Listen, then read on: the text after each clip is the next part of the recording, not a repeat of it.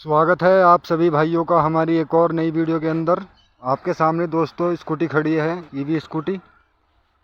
दोस्तों आज इसके मैं बारे में बताने वाला हूँ, कैसी स्कूटी है, क्यों नहीं खरीदनी चाहिए और क्यों इसको ख़रीदना चाहिए, ये सब मैं आपको बताने वाला हूँ दोस्तों।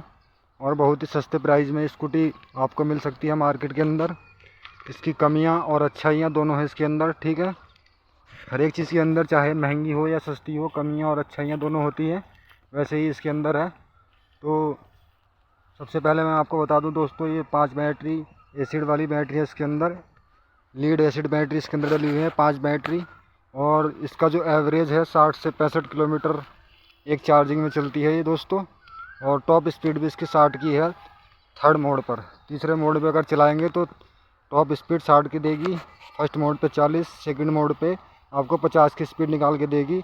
और उसी हिसाब से इसका एवरेज भी आएगा दोस्तों। अगर आप इसको तीसरे गियर में चलाएंगे तो आपको ये 50 किलोमीटर का ही एवरेज देगी, वो भी फ़िलहाल ये अभी 1000 किलोमीटर चली है, नई गाड़ी है तो ही दे रही है। धीरे धीरे इनका जो है एवरेज कम हो जाता है दोस्तों स्कूटी का। फ़िलहाल तो इसका एवरेज सही है, कोई प्रॉब्लम भी नहीं है एवरेज वगैरह में, ठीक है। इसके अंदर जो प्रॉब्लम है दोस्तों, लीड एसिड बैटरी के अंदर यही प्रॉब्लम होती है कि ये बहुत ही लेट चार्ज होती है। इसको चार्ज करने के लिए लिथियम बैटरी से डबल टाइम लगता है। ये मान के चलिए 8 घंटा इसको फुल चार्ज करने में लगता है दोस्तों। तो लिथियम बैटरी से यहीं पर आकर ये मार खा जाती है।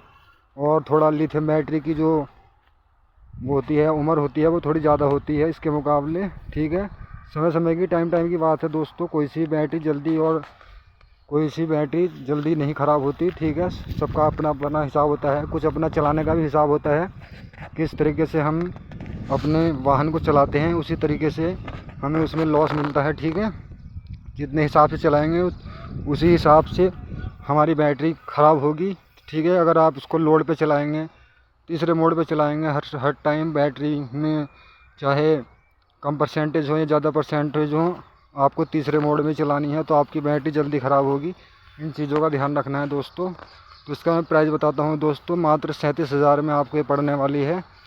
5 इसके अंदर बैटरी हैं, 34 AH की एक बैटरी है इसके अंदर, ठीक है।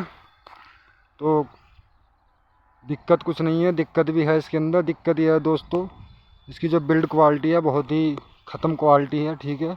और ख़त्म भी नहीं, मतलब इतने रेट में इससे अच्छी क्वालिटी नहीं मिलेगी दोस्तों आपको। 37,000 में गाड़ी चलती हुई मिल रही है ऑन रोड, तो इससे अच्छी क्वालिटी नहीं मिलेगी जितनी इसके अंदर है।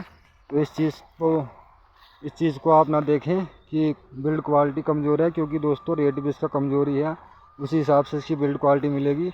लेकिन चलने में टॉप स्पीड 60 पकड़ती है दोस्तों ये, ठीक है। और अभी तक सही चल रही है, कोई दिक्कत नहीं है इसके अंदर।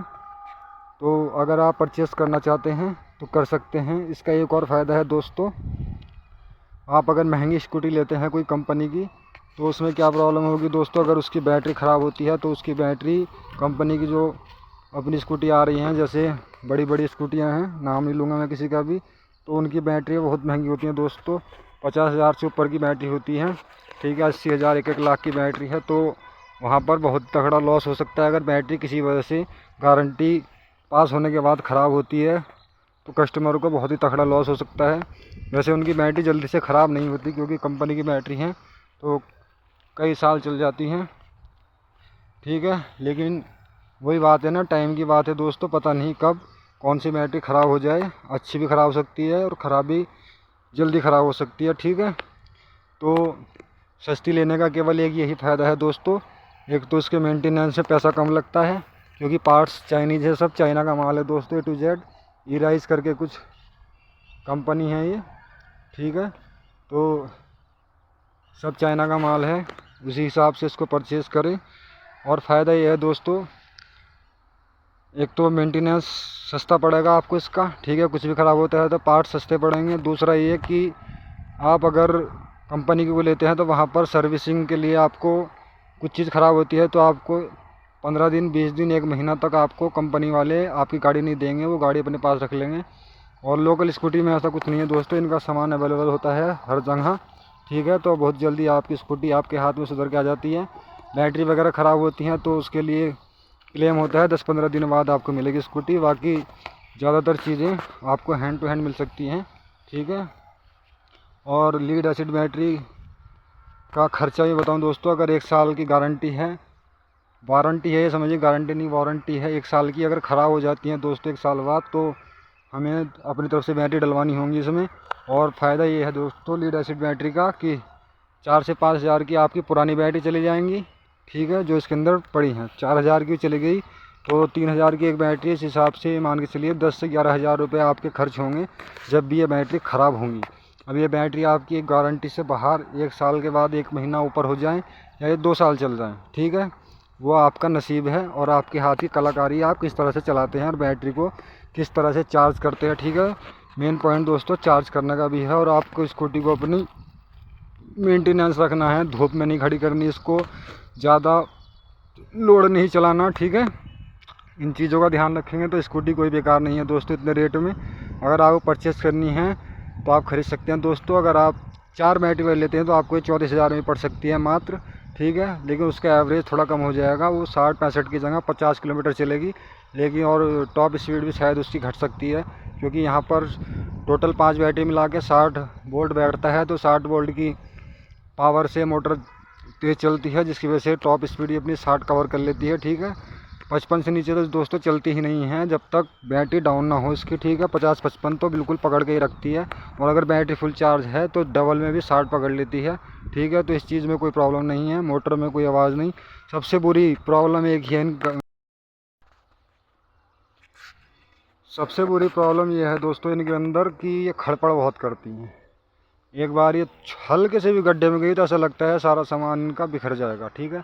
तो इस मामले में बहुत ही बेकार हैं ये, इनकी बिल्ड क्वालिटी कमज़ोर है। बाकी इनमें कोई प्रॉब्लम नहीं है, कंट्रोलर मोटर बैटरी सब ओके चीज़ लगी होती है इनके अंदर भी, ये ज़्यादा लोकल नहीं होती।